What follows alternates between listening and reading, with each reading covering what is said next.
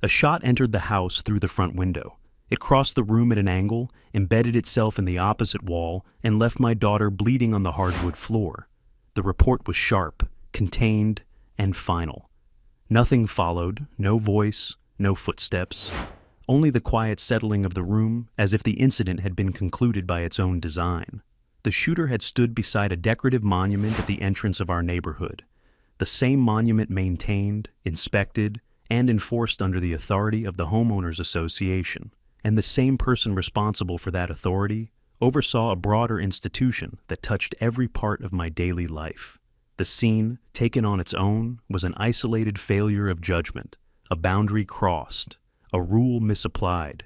But authority rarely collapses through single acts. It collapses when a system is forced to confront the consequences of its own unchecked assumptions. That is what the shot became, a signal that jurisdiction would be tested, that limits would be measured, and that escalation would no longer be theoretical. This story is not about the bullet. It is not about anger, grief, or retaliation. It is about the behavior of power when it believes it cannot be challenged, and the quiet structural shift that occurs when its limits are finally enforced. Authority holds only as long as its outcomes remain uncontested. Once examined, the pattern becomes predictable. The incident at the window was simply the first point of examination. Cynthia Loring, vice president of our HOA board, held the violation slip like it was a badge of rank and pressed it into my chest the moment I stepped onto the porch. "You're out of compliance again," she said, voice firm, stance squared, as if the concrete beneath us belonged to her. She didn't wait for a response. "Replace that front window by Friday, or we escalate the fines. No exceptions." I looked past her, toward the same window she insisted was a threat to. Neighborhood aesthetics. The glass was intact then. A few hours later, it wouldn't be. But Cynthia didn't know that, and she certainly didn't know what her demand would set into motion. She simply believed she was untouchable. "You're forgetting something," I told her, keeping my tone even. "That specific glass type violates city glare regulations. If I install it, your board gets cited before I do." Her confidence flickered, not much, just enough to register that this wasn't the direction she expected. She tightened her grip on the clipboard. "We'll handle the city," she said. "You just follow the rule." "I don't follow illegal specifications," I answered. "I write insurance compliance reports for structures bigger than this entire neighborhood. I know exactly where this requirement fails." That made her step back, not far enough to admit uncertainty, just far enough to reassess what she'd tried to enforce. She blinked once, slowly, calculating. The next angle. Cynthia always calculated. People like her built authority through posture, not competence. "My name's Ethan Caldwell," I continued, because she never bothered to remember it. "This house is the only stable anchor my kids have left, and I'm not installing a fire risk window because a board member prefers the reflection from the sidewalk." She sighed, irritated, and looked at the house like it offended her. "Non-compliance won't end well for you," she said. "You can't just ignore directives." "It matters because this window faces the living room," I said. "It's where my daughter studies, where she sits after school, where she feels safe." I kept the words steady, factual. Replacing it with something that violates city standards isn't just unreasonable, it's dangerous. And you know it. She didn't argue. She simply wrote another fine onto her form, tore it free, and tucked it against the doorframe. The slip fluttered slightly. In the draft, tapping the wood like a warning, she believed carried weight. I didn't remove it. I didn't need to. Cynthia walked away with the certainty of someone convinced of her own authority, someone who still believed her position insulated her from scrutiny. Her heels clicked across the driveway, each step measured, confident, final. I watched her leave, knowing something she didn't. Systems fail when they overextend. And she had overextended for months, pushing fines, ignoring statutes, pressuring neighbors, and forcing compliance through intimidation rather than procedure. Today was simply the first time she'd pushed against someone trained to track liability the way she tracked control. Inside, my daughter called out from the living room, asking if the argument was over. I told her it was. At that moment, it felt true. The house was quiet again. The air settled. The violation slip hung where Cynthia left it. Her footsteps faded. Nothing suggested what would come next. But tensions don't vanish because a conversation ends. Authority doesn't retreat because it meets resistance. It recalibrates. It tests new angles. It seeks new leverage. Hours later, the shot would cross the room where my daughter sat, shattering that same window Cynthia demanded I replace. The incident would look like escalation, but in reality, it would be exposure, clear, traceable, jurisdictional exposure. And authority collapses under exposure every time. That night became the moment when oversight shifted, when outside agencies would begin examining the structure Cynthia believed belonged entirely to her. The beginning of a process she never saw coming. By morning, the window was boarded, the living room swept, and the quiet had settled into something colder.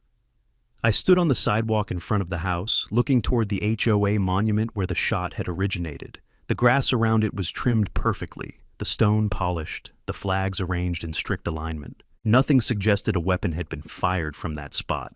Nothing suggested a line had been crossed. It looked like the same decorative structure Cynthia Loring insisted represented neighborhood order. I knew better now. Order had never been the point. Control was. Across the street, neighbors stepped out to start their day. Most avoided looking at me. Some glanced quickly at the boarded window, then away, as if acknowledging it might implicate them. It wasn't fear of me. It was fear of proximity to conflict. People learn to stay quiet when authority punishes the ones who speak. I walked toward the community trail that circled the retention pond. It wasn't far, but it created distance from the house and gave me room to think. The pond was calm, fog lifting off the surface, the waterline reflecting the muted sky. It was a good place to assess, not emotionally, but methodically. My work trained me to see patterns through outcomes, and the pattern here was already taking shape. A system had acted outside its boundaries. A response would be inevitable. 2 residents walked past me. They slowed, hesitating, then continued without saying anything. I didn't blame them. Cynthia had spent years cultivating the belief that opposition carried consequences. Fines, citations, restrictions, and quiet threats wrapped in procedural language. The more she acted, the more people complied. Not because they agreed, because they didn't want to be noticed. From the trail, I could see the HOA office across the greenbelt.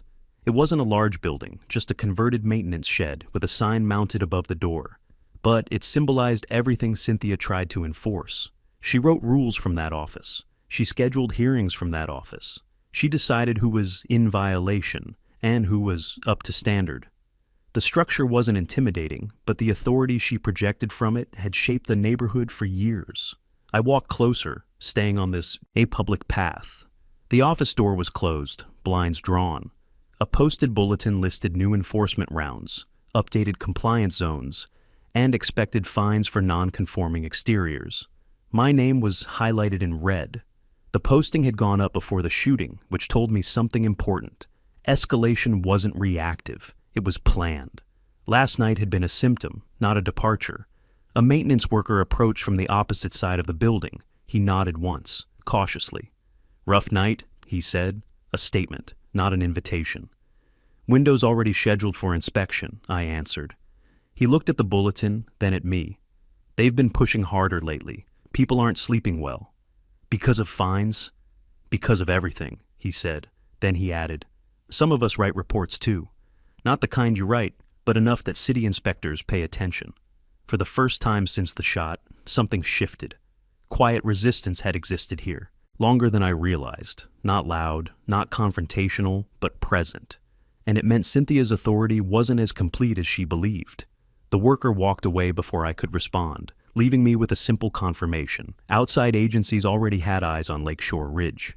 Not because of me, not because of last night, but because the system had been inching toward scrutiny for months. The shooting didn't trigger oversight. It accelerated it. I stayed near the pond, watching the surface reflect the office windows.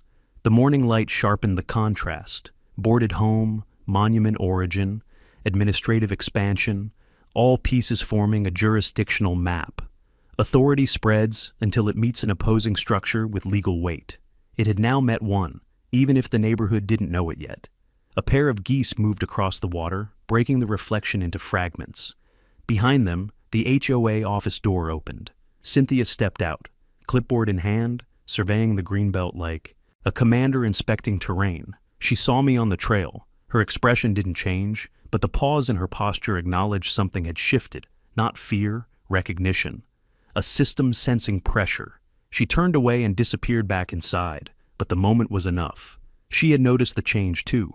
It meant she would act again soon, seeking new leverage before external authority closed in. People like Cynthia didn't retreat. They advanced until someone drew a definitive line. Walking back toward my house, I understood the trajectory. This wasn't about one window or one violation. It was about a structure that believed itself immune to oversight. Last night forced that belief into the open, and oversight, once initiated, didn't retreat. The neighborhood still moved through its routines. Sprinklers clicked on, dogs barked, cars backed out of driveways. Normalcy tried to reassert itself, but normalcy rarely survives contact with a failing authority. The shot had already become more than an act of violence. It had become evidence, and evidence had a way of finding the correct jurisdiction. I stepped onto my driveway and saw a figure standing near the curb, holding a stack of neatly bound HOA notices, as if shielding himself from the morning air. It was the first time I'd seen him outside the designated meeting hours. Mark Delaney didn't usually appear unannounced. He preferred controlled environments, structured conversations, and clear separations between his role as HOA secretary and his life as a neighbor. But today, he looked different, shoulders tight, eyes down, weight shifting from heel to heel, like he wanted to leave before being seen, yet couldn't make himself walk away. He lifted a hand halfway, stopped, then cleared his throat. "Ethan," he said quietly, glancing at the board over my window, then away just as quickly. His gaze kept flicking to the street, to the monument, to the open space where anyone might watch. "I heard about what happened." His voice wasn't calm, it wasn't steady. It hovered in the space between concern and fear, caught on the edges of something unsaid. He held the envelopes tighter, the paper bending slightly under his grip. I'd seen similar body language in claimants during loss investigations, people who knew more than they were allowed to share, people who wanted to speak but couldn't afford the consequences. "You didn't hear," I said. "You read the report already. It circulated internally before sunrise." Mark's jaw flexed. Not anger, nerves. "There's a procedure," he whispered. "We're supposed to stay informed." His eyes moved again. Window, monument, sidewalk, window, trying to form a sentence he wasn't ready to commit to. "But this isn't a normal situation, and I don't agree with how things have been handled." He hesitated, shifting his weight back, then forward again. His feet never settled. "I shouldn't be here," he said, though he made no move to leave. "You're wondering what happens next," I said. "No," he answered too quickly, then corrected himself. "Yes, but not just that." He exhaled, a short, uneven breath. "Everything's been escalating for months, and most of us didn't say anything. I'm part of that. I let things slide because it was easier." A tight swallow, shoulders rising, falling. His hands trembled, but he kept them clasped to hide it. "I saw your name on the bulletin," he said, highlighted, prepared in advance. "And this—" His eyes met mine for the first time since he arrived. "This is going too far." His body kept betraying him, thumb rubbing across the edge of the envelope, shoe tapping the pavement, chest tightening each time a car passed. The guilt wasn't loud, but it was visible. He stood like someone waiting for permission to step out of his own shadow. "Something you need to understand," he said, lowering his voice, "is that not everyone on the board agrees with her. But disagreeing with Cynthia is complicated." His glance drifted toward the HOA office in the distance, as if expecting the blinds to shift. "She has influence, connections. She documents everything, and she knows exactly how to use those records." He hesitated again and looked at the boarded window. His expression hardened, not at me, not at the neighborhood, but at himself. When the notice circulated about the shooting, she framed it as incidental damage, like it was a landscaping issue. His throat tightened. "I didn't sign off on that wording. I want you to know that." Across the street, a neighbor stepped outside, and Mark immediately stiffened, adjusting the envelopes so the addresses weren't visible. He straightened his posture, cleared his throat again, and forced neutrality onto his face. He looked like a man stepping back into a role he hated, but couldn't escape. "You're not here by accident," I said. He didn't answer. His silence was confirmation. He stood there a moment longer, wrestling with whatever line he was afraid to cross. Then he said, the first honest thing of the morning, "You're not wrong to push back, and don't let anyone make you think you are." His breathing stuttered after the words left him, as if he'd stepped too far over an unseen boundary. He took a small step back, then stopped himself, caught between retreat and responsibility. "Just be careful," he murmured. "There's a lot you haven't seen yet." He turned to leave, but paused halfway across the street, shoulders caving in slightly. He didn't look back. He didn't need to. His internal struggle had already spoken louder than anything he dared say aloud. As he walked away, the broader pattern sharpened. A system built on compliance doesn't stay stable when its own members start fracturing under the weight of concealed truth. Mark's hesitation was a signal. Quiet, but unmistakable. Authority was beginning to crack. If you're still here, and you want stories where homeowners stand against systems like this, subscribe right now, and tell me where you're watching from. Mark's footsteps faded down the street, leaving the air oddly still. I stayed on the driveway a moment longer, letting the shape of his warning settle. His fear hadn't been subtle. It clung to every shift of his posture, every unfinished sentence. When someone that close to the system started to waver, pressure was already building inside the structure, and pressure always sought the weakest seam. Cynthia would sense that too. People like her responded to doubt the same way they responded to resistance, by escalating. I headed toward the community clubhouse, a space the HOA rarely used except for official gatherings. It sat on a slight rise overlooking the tennis courts, a building meant to represent unity, but mostly used to justify higher dues. The walk there gave me room to think, but not to cool down. Not after the shooting. Not after watching Mark wrestle with a conscience he wasn't sure he could afford. A maintenance truck idled near the clubhouse entrance. 2 workers carried stacks of folding chairs inside, preparing for something. When I stepped closer, one of them glanced at me, hesitated, then went back to the chairs. Their movements were precise, purposeful, and enforced by whatever directive Cynthia had pushed through since sunrise. Inside, the clubhouse felt staged. Tables arranged, documents laid out, a projector humming quietly in the corner. Cynthia stood near the front with 3 board members clustered behind her. She didn't acknowledge me at first. She finished adjusting a sign-in sheet with deliberate care, aligning its corners like it mattered more than the boarded window down the street. Then she looked up. "You're early," she said. "This isn't for homeowners yet." "I'm aware," I said. "I want to see the agenda." Her expression didn't shift. She kept her posture controlled, almost serene. "This is a compliance meeting," she said. "Board only. Homeowners will be notified once decisions are finalized." Meaning, once they could no longer be contested. I stepped closer, keeping my voice even. "A shot went through my window last night, through the room where my daughter was sitting. And your first move this morning is to hold a compliance meeting?" Her eyes narrowed just enough to register annoyance, not concern. "The incident is under review. The board will address it once we have conclusive information. You've already labeled it incidental damage. That was a preliminary classification. Preliminary classifications weren't accidental. They were strategic. Language used to frame perception before evidence could contradict it." One of the board members shifted uneasily. Cynthia shot him a quick look, and he straightened, silent again. She had a hold on them, not respect. Fear of reprisals wrapped in procedural vocabulary. "You don't get to dismiss this," I said, "and you don't get to decide what information is conclusive." "I don't need your approval," she replied.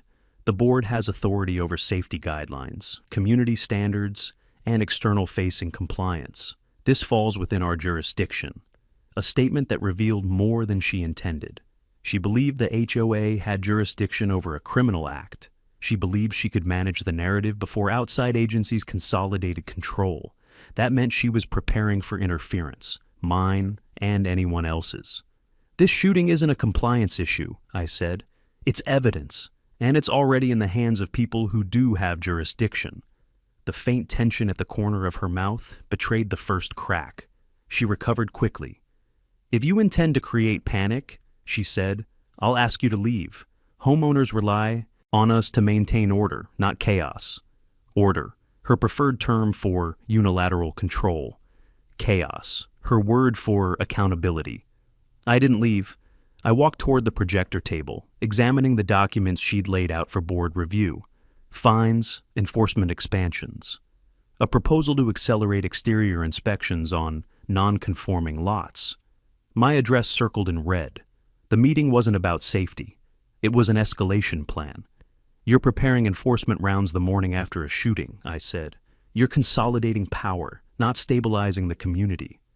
You're misinterpreting standard procedure, she answered. Standard procedure didn't include singling out a homeowner while an active investigation was underway. A maintenance worker entered quietly, bringing a new stack of printed forms. He avoided everyone's gaze, set the pages down, and stepped back. But I saw something the others didn't. The corner of one sheet still marked with the city. Inspector's header. It meant the worker had just come from an external office. Cynthia noticed the page too, and her eyes sharpened. She slid it into the stack before anyone else could see. That confirmed it. Outside authorities were already moving, and she knew it. I stepped back toward the door, not rushed, not shaken. You're not managing this, I said. You're reacting to it. Her jaw tightened.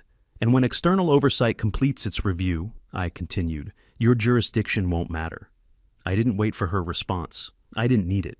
Walking out of the clubhouse, I felt the shift more clearly than ever. Authority wasn't collapsing yet, but it was leaning, and once outside agencies pushed, it wouldn't stand. I walked out of the clubhouse and didn't look back. Cynthia's posture, the frantic stacking of enforcement papers, the buried city document, none of it needed further interpretation. She was preparing for containment, not of the situation, but of accountability. When authority senses external pressure, its first instinct is always to control narrative channels. Her reaction confirmed something critical. Outside agencies were already active, which meant momentum had shifted. I took the long way home, crossing through the public garden space behind the tennis courts. It was quiet at this hour, the benches empty, the hedges trimmed with mathematical precision. The HOA called this section the Community Reflection Zone, a name meant to imply peace, but peace didn't live here. What lived here were decisions made without oversight. I stopped beside the metal utility cabinet near the irrigation lines, not to access anything, just to observe. My work trained me to recognize the signs of external inspections, misaligned screws, replaced locks, updated seals, and what I saw on the panel wasn't old. The inspection tag stapled to the side was dated 2 days earlier and carried a city emblem Cynthia hadn't, mentioned in any homeowner communication. That mattered. Inspections didn't appear randomly. They followed reports, multiple reports. The ground beneath the cabinet was disturbed, a small patch of soil turned over. City inspectors often perform subsurface checks when investigating infrastructure complaints. Someone had filed concerns significant enough for the city to widen their assessment area. And Cynthia wasn't broadcasting this because it didn't strengthen her authority, only threatened it. I kept walking, letting the pattern expand. If the city had already begun infrastructure evaluations, they would soon move to safety compliance and HOA governance records. Oversight always spread outward. It was systematic, not reactive. Up ahead, the trail curved toward the neighborhood playground. A police cruiser was parked beside it, the officer taking statements from 2 residents. I didn't approach. I didn't need to. Their presence was part of the expanding jurisdictional footprint. A criminal investigation rarely remained isolated to one location. It created a web of interviews, timelines, evidence logs, and corroborations. As I moved past the playground, the officer glanced my direction and gave a nod. Not recognition, but acknowledgement. A signal that the investigation had already absorbed my household into its core. I crossed the small footbridge leading to the far side of the greenbelt, where the neighborhood mailbox station stood. It was the only communal structure not under direct HOA control, which meant the board rarely monitored it. Residents used it freely, without fear of penalties. That made it a natural place for communication outside Cynthia's reach. A woman sorting her mail glanced at me, hesitated, then said, "They're asking a lot of questions this morning." Her voice was low, careful. "About noise, lights, anything unusual last night." I nodded. "They should." She looked toward the monument area. "She's worried," she whispered. "You can see it." I didn't respond. Her comment wasn't new information, but it reinforced the shifting ground. When neighbors began noticing fear in an authority figure, authority had already lost stability. Back at my mailbox, a folded notice was tucked between envelopes, not from the HOA, from the city. A standard request, verification of property information for an active investigation. They weren't waiting for HOA cooperation. They were bypassing it completely. That was the discovery, not a single fact, but a chain reaction. City oversight had entered the neighborhood through infrastructure checks, expanded through safety assessments, and was now consolidating around procedural conduct. Cynthia's jurisdiction no longer covered the full perimeter of her influence. The agencies involved could supersede HOA authority entirely. I stepped away from the mailbox, feeling the shift settle into certainty. Victory didn't require confrontation. It required letting systems collide until the truth surfaced through their movement. And the system was already moving. As I walked back toward my house, I passed a cluster of residents whispering behind the hedges. Their eyes shifted from me to the boarded window and back again. Not pity, not curiosity, recognition. They sensed the change too. Authority that relies on fear loses power the moment fear breaks. The sun slipped behind a cloud, dimming the reflection off the damaged glass. The house felt different now, less like a target and more like a reference point. Investigations use fixed markers, locations that establish timelines, lines of sight, and trajectories. My home was becoming one of those markers. Inside, my daughter rested on the couch, the room quiet except for her steady breathing. I paused at the doorway, taking in the boarded window, the shards still lodged in the frame, the faint residue of impact. None of it felt chaotic anymore. It felt documented. Across the street, the monument stood undisturbed, clean, polished, a silent witness waiting for analysis. The process had begun. And if you want to follow every step of how HOA power unravels when outside authority gets involved, hit subscribe and stay with the story as it unfolds. I stayed near the entryway a moment longer, letting the weight of the mailbox notice settle. The city didn't send requests for property verification unless an investigation had expanded beyond a single incident. They were mapping jurisdiction now, establishing who held authority over which piece of land, which structure, which decision. That meant the shooting had already shifted from a neighborhood disturbance to something broader, something official, something Cynthia couldn't confine. I stepped outside again, this time walking toward the lakeside trail behind the houses. The neighborhood rarely used this path. It wasn't monitored, wasn't landscaped to perfection, and didn't fall neatly within any of the HOA's curated presentation zones. The shoreline here was uneven, a mix of brush and rock that formed the natural boundary the association pretended didn't exist. I preferred it for that reason. It showed the truth beneath the maintenance. A pair of ducks startled when I approached, splashing into the water before settling again. The air was cooler here, sharper, and the lake carried sound differently. No echoes, just a flat, steady hush. Halfway around the bend, I saw a city vehicle parked beside the maintenance dock. Not HOA branded, city branded. An official stepped out, clipboard tucked under his arm, walking the perimeter with practiced precision. He moved methodically, pause, examine, write, repeat. It wasn't about landscaping, it wasn't about aesthetics, it was about compliance. He didn't see me at first, which gave me time to observe. He checked waterline erosion, dock stability, and electrical wiring along the lakeside lighting system, areas the HOA claimed were up. 2 standard, areas Cynthia repeatedly cited as fully compliant in homeowner communications. But the inspector's pen didn't stop moving. When he finally noticed me, he nodded once. "Just assessing infrastructure," he said, tone neutral but professional. "We're conducting a wider review of the development."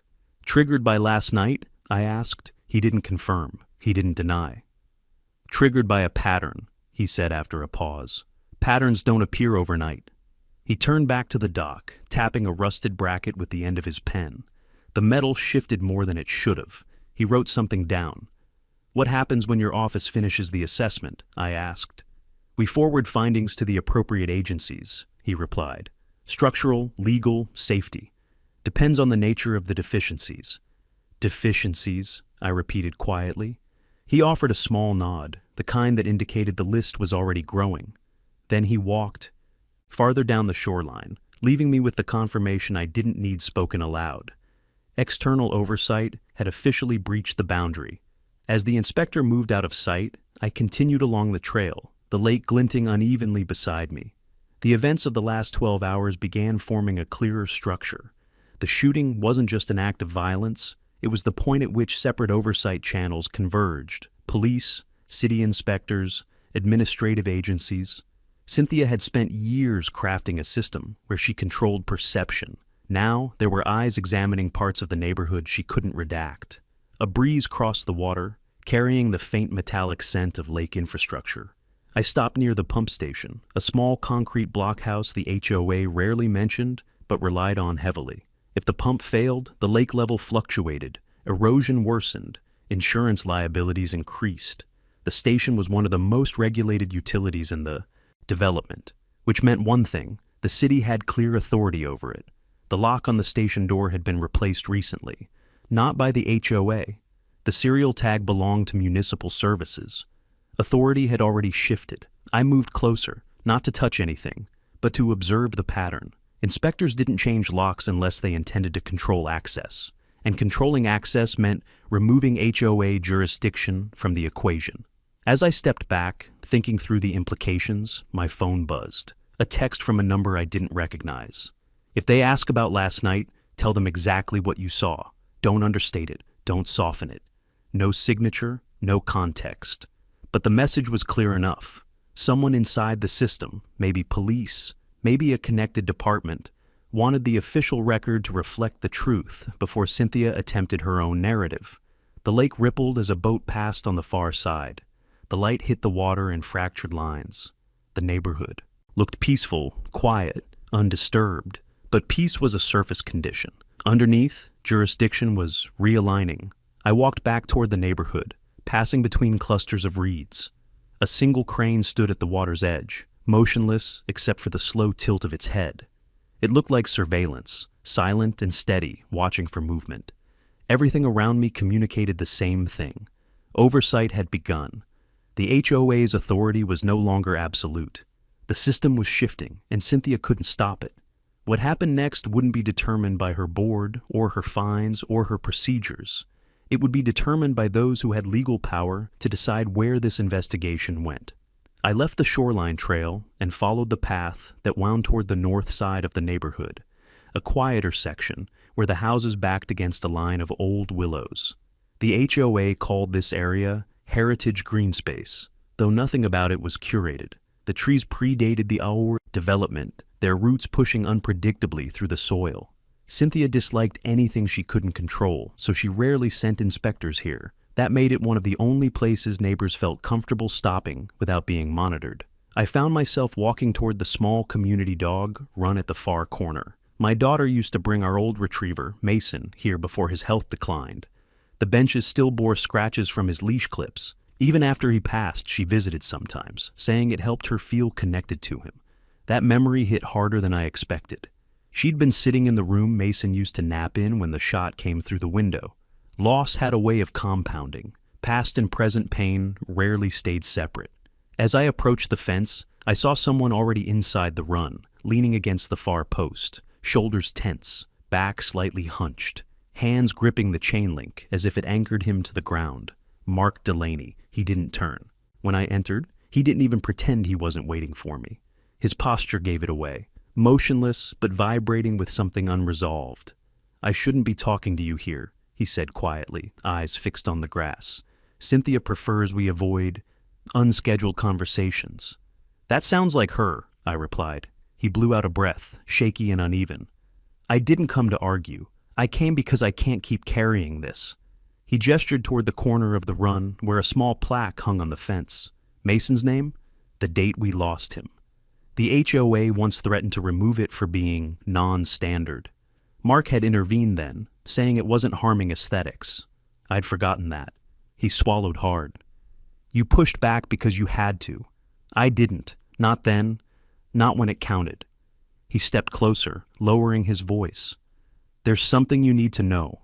Last week, before any of this happened, she tried to classify this dog run as unapproved. Use said memorial markers created visual clutter." His voice cracked slightly. She wanted that plaque gone, said rules didn't bend for emotions. My jaw tightened. And you? I stalled, he admitted. I dragged my feet, told her I needed to check precedents. Truth is, I couldn't bring myself to do it. I saw your daughter sitting here one morning, just holding the fence. It wasn't about the plaque. It was about the memory attached to it. He finally looked at me, and for the first time since yesterday, there was no administrative filter in his expression. Just a man who'd crossed a line inside himself and couldn't go back. There's more, he said. Something I haven't told anyone. Monday night, before the shooting, Cynthia ordered a revised compliance expansion. She wanted certain lots marked as priority enforcement zones. Your address was at the top, highlighted twice. She already singled me out, I said. It wasn't just you. His throat tightened. Anyone who challenged her. Anyone she thought threatened her record. She keeps files, separate from the official logs, notes about who cooperates and who doesn't, motivations she assigns people, predictions of who might resist. And you've seen these files. I've helped maintain them, he confessed, voice barely audible. Not because I agreed, because she insisted, and I didn't want to be next on the list. His hands clenched the fence. But last night changed the ground under me. This isn't fines or landscaping anymore. This is real harm. And she's still trying to shape the narrative before the city finishes its assessment. The wind scraped through the willow branches above us. Mark lowered his head, pressing the heel of his hand against his brow like he was trying to push back a wave of guilt. She didn't submit an incident report to the city, he said. Her official statement classified the shooting as unverified property damage. She's trying to keep it out of compliance review, but the city already knows. They're matching timestamps, audio reports, and line-of-sight data. If they add her suppression attempts to the investigation... He didn't finish. He didn't have to. I stepped beside him, looking at Mason's plaque. My daughter's handwriting on the small metal tag below it had faded slightly.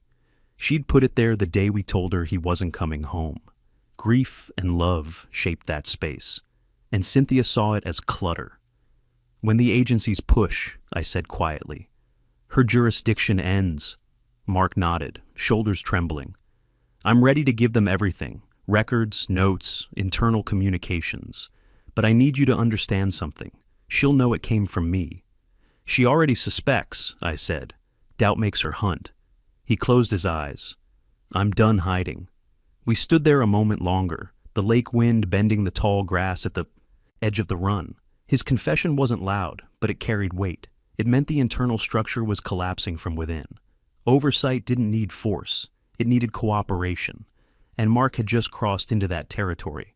When he finally walked away, he didn't look back. His steps were unsteady, but they were forward. The kind of steps taken by someone who finally chose a side. That choice would shift the investigation's entire trajectory. Mark walked away with that uneven gait, each step showing the cost of what he'd just committed to. I stayed inside the dog run a moment longer, letting the willow branches sway above me. His confession shifted more than internal loyalty.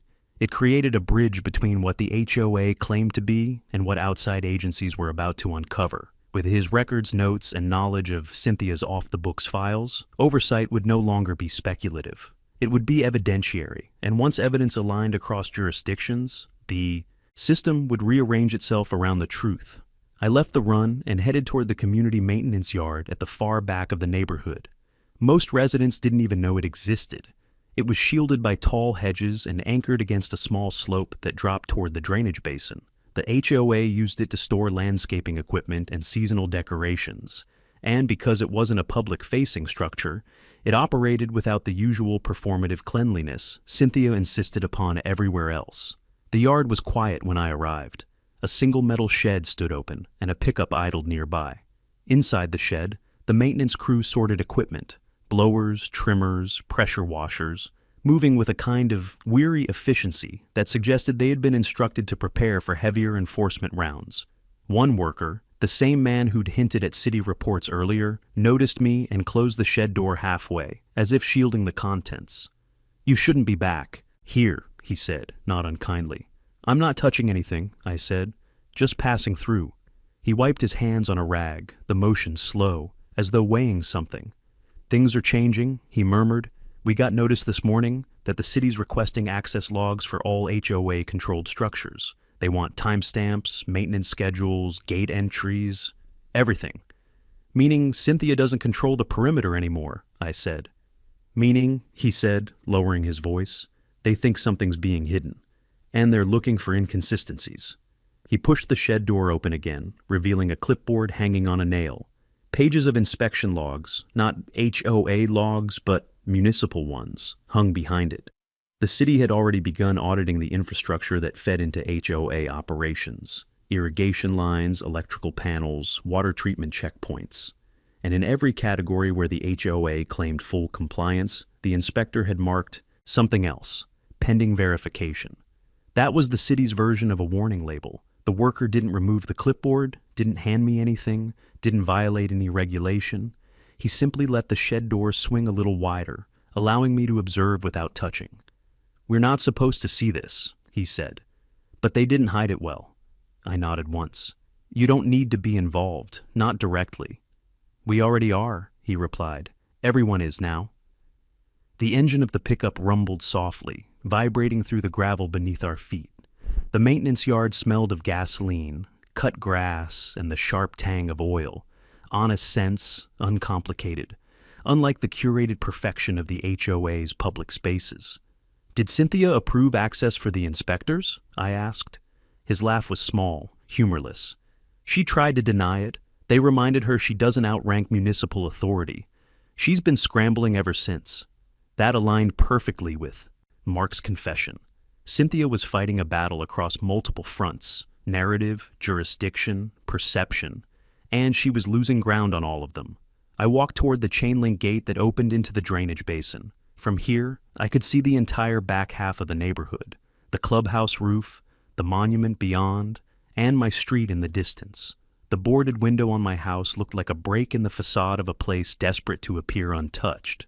But what mattered wasn't the visible damage. It was the system-level implications that followed it. Cynthia had built her authority on isolated decision-making, compliance without challenge, fines without review, inspections without oversight. But nothing remained isolated once police, municipal inspectors, and internal witnesses began converging around the same timeline. When I turned back, the maintenance worker had stepped into the shed again, returning to his tasks with a set jaw. He wasn't defiant. He wasn't rebellious. He was resigned. Someone who had seen enough to know a shift in power was no longer theoretical.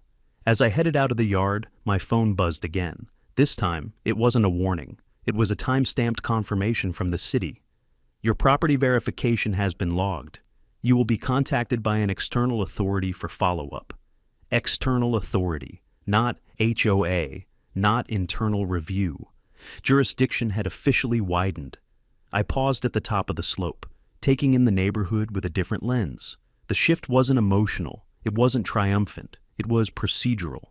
Authority doesn't collapse with noise. It collapses with documentation. And documentation was accumulating. If you want the kind of stories where power unravels through evidence instead of threats, stay close. Hit subscribe so you don't miss how this one unfolds from the inside out.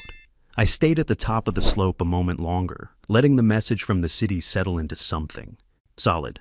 External authority wasn't approaching. It had already entered. Once a case left the boundaries of HOA procedure and entered municipal jurisdiction, the investigative arc followed a predictable pattern. Agencies cross-referenced timelines. They checked consistency in statements. They mapped control structures. And they looked hardest at anyone trying to shape or conceal the narrative. Cynthia had already done both. I made my way toward the neighborhood's small outdoor amphitheater, an underused space tucked behind the library annex. It wasn't a dramatic venue, just concrete steps, a stage platform, and a weathered wooden canopy. But it was neutral ground. The HOA rarely monitored it, partly because it didn't produce revenue, and partly because it never attracted crowds. That made it the perfect place to begin preparing my part in what came next. The amphitheater sat quiet when I arrived. A few leaves scraped across the platform, and the wind pressed gently against the canopy. I took a seat 2 rows back, facing the stage, as though attending a meeting that hadn't been called yet.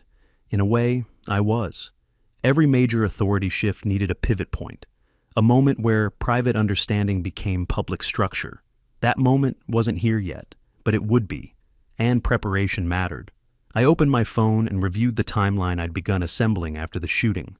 Not emotional recollections, not assumptions, just verifiable data. Time of impact, police arrival, neighbor reports, maintenance logs, and the city's verification request. A clean sequence that would hold under scrutiny. My work relied on sequences. Liability depended on them. Investigations were shaped by them. I added what I'd learned from Mark, his confession about off-the-books files, the delayed enforcement on the dog run plaque, the pre-highlighted expansion zones. I didn't name him in my notes. It wasn't necessary. His role wasn't to expose himself. It was to align the internal pattern with external oversight. And he'd done that. A shadow moved across the steps. Someone approached cautiously, the sound of gravel shifting under their shoes. I didn't look up until the person stopped one row above me. It was a neighbor, Alyssa, the one who tended the community gardens. She wasn't aligned with the HOA, but she wasn't openly against them either. She existed in that quiet space many residents occupied, observant, wary, waiting to see which direction power would tilt. "I heard there was an inspector at the lake earlier," she said, "and police near the playground. People are starting to talk." "They should," I said. "This isn't contained anymore." She sat, folding her hands in her lap. "Cynthia's been going door to door, saying you're stirring panic, saying the board is handling things. She doesn't handle criminal investigations." "I know," she said. Her voice didn't tremble, but her fingers did. "What do you need?" "From the neighborhood, I mean." "Accuracy," I said. "If any agency asks what people heard last night, they need to tell the truth, not soften it, not downplay it." She nodded. "People will talk if someone leads the conversation." "That's already happening," I said. "Not by me, by the agencies that stepped in." She considered that, looking out over the empty stage. "This place might fill up soon," she said softly. "Not for a show, for whatever comes next." She wasn't wrong. Public spaces become relevant when private authority begins to fracture. After she left, I remained seated, studying the angles of the space. The amphitheater offered something unique in the neighborhood: visibility. Anyone standing on that stage could speak to dozens, maybe more, with no HOA filter. If a confrontation was coming, and it would, this place could carry it. The wind shifted again, bending the canopy overhead. The wooden beams groaned softly. Change didn't announce itself with volume. It arrived through steady pressure, accumulating until structure reshaped itself to accommodate the truth. I checked the time. 2 hours until the police were scheduled to revisit the scene. They would want statements, clarifications, confirmation of trajectories. Their focus wouldn't remain isolated to the window. It would expand outward, tracing lines from point of impact to chain of authority. Cynthia had miscalculated. She believed she could manage perception. But perception wasn't the metric being evaluated anymore. Process was. I stood, taking one last look at the stage. It would serve its purpose soon enough. A place for exposure. A place where the community could see what had been hidden in plain sight. As I walked back toward the main path, I felt the shift settle further. I wasn't preparing for confrontation. I was preparing for alignment. Evidence, testimony, and jurisdiction coalescing into a structure Cynthia couldn't bend. Authority doesn't collapse because someone pushes against it. It collapses because it meets something immovable, and that moment was approaching. I left the amphitheater and followed the path toward the community library annex, a building the HOA advertised as a shared intellectual space, but rarely used for anything other than storing outdated newsletters. The structure sat slightly elevated on a hill overlooking the central green. Its wide windows made it the most transparent building in the neighborhood, which was ironic given how little transparency the HOA practiced. If a public confrontation was coming, preparation needed a location where information could move without obstruction. The annex offered exactly that. Inside, the library was quiet. A faint hum from the air system vibrated through the floor, and sunlight filtered through shelves of untouched books. It carried the feeling of a place waiting to be relevant again. I chose a seat near the back, one with a clear line of sight to the entrance. Not because I anticipated trouble, because clarity mattered. What was coming next required precision, not emotion. I opened my phone again and reviewed the sequence I'd documented. The events no longer formed a simple chain. They had become a grid, intersecting points of oversight, police involvement, city inspection logs, maintenance inconsistencies, witness fractures, and now community murmurs. Each element was strengthening the others. Cynthia's authority wasn't being broken in one place, it was being eroded everywhere simultaneously. A soft footstep approached. The librarian, an older man who'd lived in the neighborhood since before the HOA expanded, paused beside my table. He looked down at the notes on my screen, then at me. "They've been in here," he said. His voice was low, careful. "Inspectors, asking for public use certifications, occupancy records, ADA compliance, things the board never expected anyone to verify." "And what did they find?" I asked. He tapped the wood of the table. "This building passed, barely, but not because of the HOA, because it was grandfathered in. Everything the board touched since then. Different story." He didn't linger. He simply nodded once, the nod of someone who had known for years that something was off and was finally seeing external validation. After he left, I walked toward the bulletin board near the front entrance. Most announcements were HOA produced, but one caught my attention, a loose sheet pinned without the association's logo. "Community Open Forum," it read. No author, no signature, just a time and date set for the following evening at the amphitheater, organized without HOA approval, a pressure point forming. I stepped back from the board, allowing the implications to align. A public forum meant neighbors gathering without Cynthia's authorization. If people showed up, and they would, the power dynamic would shift in full view. Public spaces diluted private control, and she couldn't fine or silence a crowd the way she intimidated individuals. The door to the annex opened again. This time it wasn't the librarian, it was one of the officers assigned to the investigation. His presence wasn't aggressive, it was procedural, an extension of the trajectory already shaping itself.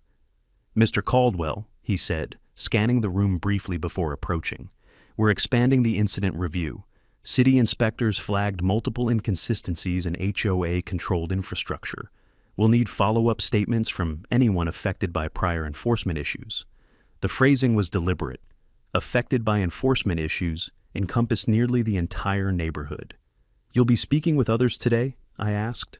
"A full canvas," he confirmed. "We're verifying whether the board's classification of last night's shooting matches the patterns we're seeing." It didn't, and Cynthia knew it didn't. He handed me a card.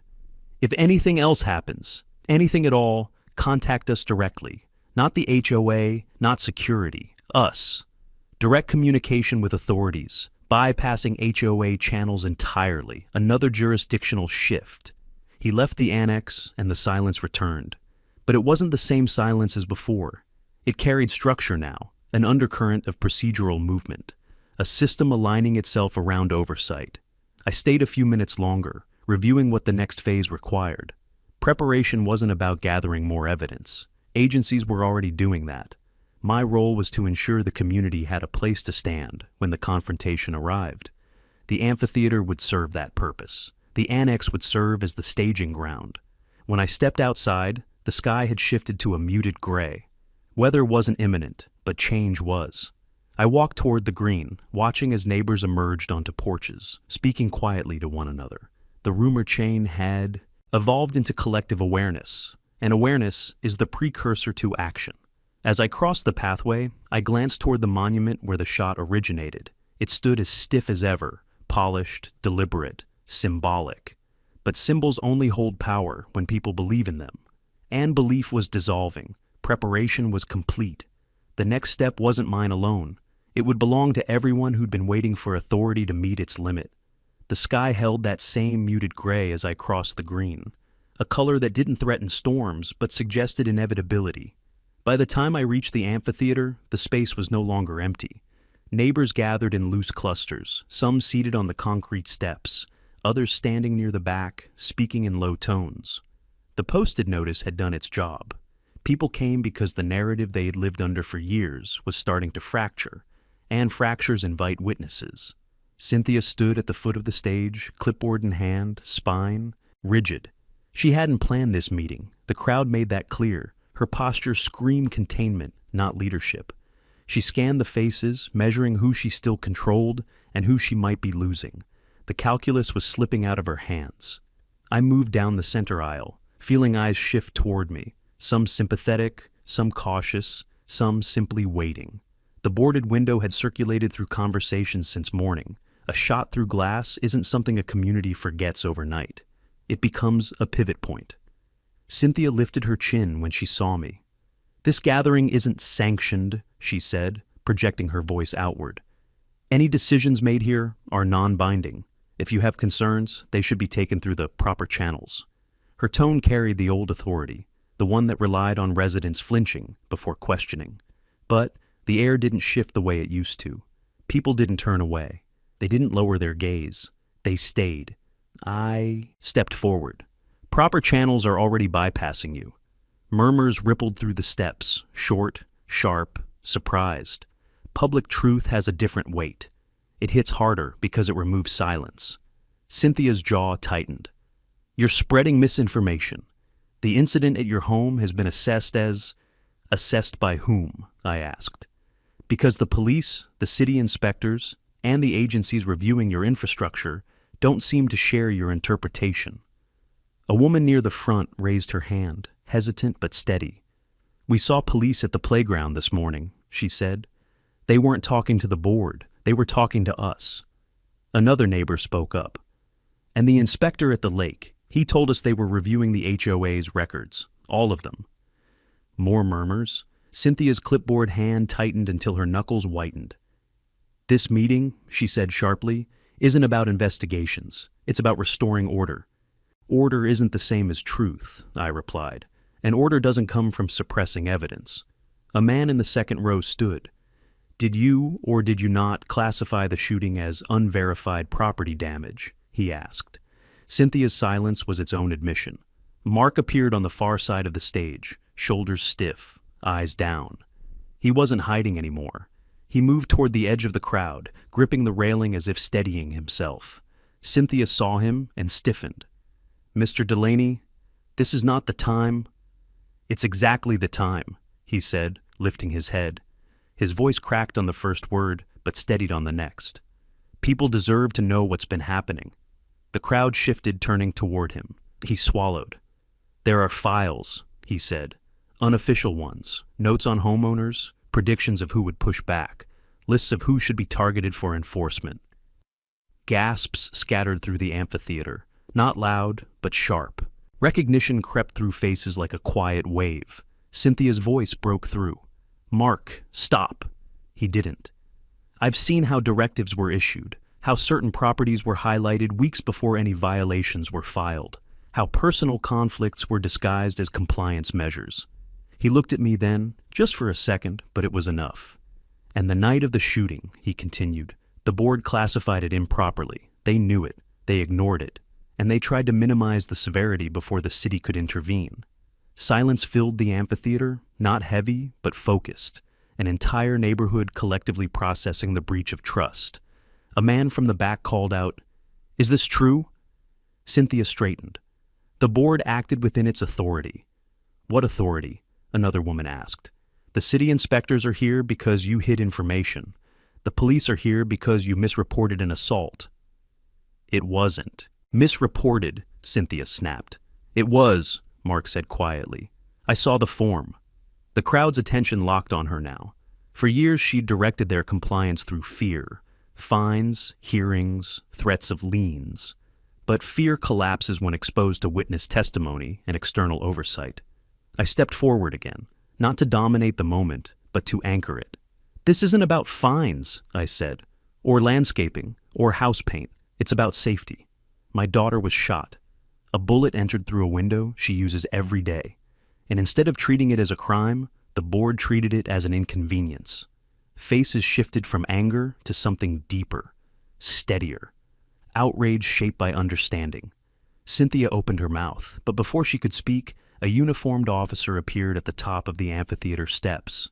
Conversations halted instantly. He walked down methodically, eyes scanning the crowd, before addressing her directly. "Ms. Loring," he said, voice calm, but official, "we need you to come with us. There are discrepancies in your statements that require immediate clarification." The crowd exhaled as one. Cynthia froze, clipboard trembling. Authority always looks immovable until the moment it's not. The officer's request hung in the air, still and unmistakable. Cynthia didn't move at first. Her fingers tightened around the clipboard like it might anchor her. But authority built on posture doesn't hold when real jurisdiction arrives. The crowd parted as the officer stepped closer, not with force, not with spectacle, but with procedure. That was enough. Procedure carries a weight she couldn't outmaneuver. "I'll cooperate," she finally said, her voice flat, stripped of its earlier certainty. But her steps revealed more truth than her tone, small, hesitant, reluctant. She followed the officer up the amphitheater stairs, past the neighbors she'd governed for years, past the people she'd fined, threatened, and intimidated. No one said anything as she went by. Silence made the moment heavier than outrage ever could. When she disappeared beyond the ridge, the crowd exhaled collectively. Relief didn't rush in. It settled slowly, like something long denied finally finding space. Conversations resumed in low murmurs, not frantic, not speculative, just steady acknowledgement that a line had shifted. I stepped away from the stage, giving the community its own room to process what had unfolded. This wasn't my victory. It was theirs, an entire neighborhood reclaiming something they hadn't realized they'd lost, until the shooting forced them to look directly at the structure that had shaped their daily lives. I walked toward the central green, where the late afternoon light stretched long shadows across the grass. The place looked different now, not in its appearance but in its atmosphere. Authority had stopped flowing in one direction. Flow was leveling. From here, I could see the neighborhood entrance, the monument standing in its usual polished stillness. It had been a symbol of control for years, Cynthia's preferred staging point for rules, inspections, confrontations. Now it looked like evidence, a location in a timeline, a fixed point in an investigation that no longer belonged to her. My phone buzzed. A message from the detective handling the case. "Ballistics confirmation finalized. Statements align. We'll keep you updated." No excessive detail, no dramatics, just confirmation that evidence had found its home. Rebecca's consultation, the lab's analysis, the trajectory mapping, it all led here. And now it was part of a chain Cynthia couldn't sever. I sat on a bench facing the green, the same bench where Mason used to sit at my feet while my daughter played nearby. The memory wasn't heavy today. It felt steadier, anchored. She'd asked earlier if the house would feel safe again. I'd told her safety wasn't a feeling, it was a structure. And structures could be rebuilt stronger than before. A group of neighbors approached as I sat there. Their steps were hesitant at first, but not fearful. The woman from the amphitheater, the one who asked about police at the playground, spoke for them. "We didn't know how much she hid," she said. "We didn't know what we were agreeing to all this time." "You weren't supposed to know," I replied. That was the point. "But it's over now," another neighbor said. "Isn't it?" "It's beginning," I said. "The investigation will keep expanding. Infrastructure, reporting practices, financial records. What happens next won't be handled by anyone inside the board. It'll be handled by agencies designed to manage exactly this kind of failure." Mark approached next. He looked older somehow, shoulders still tense but lighter than they'd been in days. "They asked me for the files," he said quietly. "I gave them everything, every note, every directive, every correction she forced through." "You did the right thing," I said. He nodded once, jaw tightening with a mixture of relief and exhaustion. "It's strange," he said, "living under something for so long, and then watching it fall in a single afternoon." "It didn't fall today," I told him. "It fell the moment she acted like oversight didn't apply to her. Today just made it visible." He took a long breath and looked toward the monument. "What happens to all of this now?" "It gets reorganized," I said. "Under management that answers to the law, not itself." Evening settled slowly, lights flickering on across porches. The sound of normal life returned, dogs barking, kids calling across yards, the low hum of garage doors closing. After days of tension, the ordinary felt profound. As the crowd dispersed, I walked home along the sidewalk, each step pulling the neighborhood back into alignment. The boarded window still waited, but it didn't feel like damage anymore. It felt like testimony. Inside, my daughter looked up from the couch. "Is it over?" she asked. "It's moving in the right direction," I said. "And it's not moving alone." She leaned against me, and for the first time since the shot shattered our living room, the house felt like it was regaining its shape. Not because the danger vanished, but because accountability had finally arrived. Before turning off the lights, I looked once more at the window frame. The trajectory had been mapped, the evidence logged, the authority realigned. What started as an attack had become a catalyst. What began as fear had become clarity. Some stories end with noise. This one ended with structure. If you want more stories of homeowners standing up to HOA tyranny, hit subscribe right now, share your story in the comments, and let me know where you're watching from.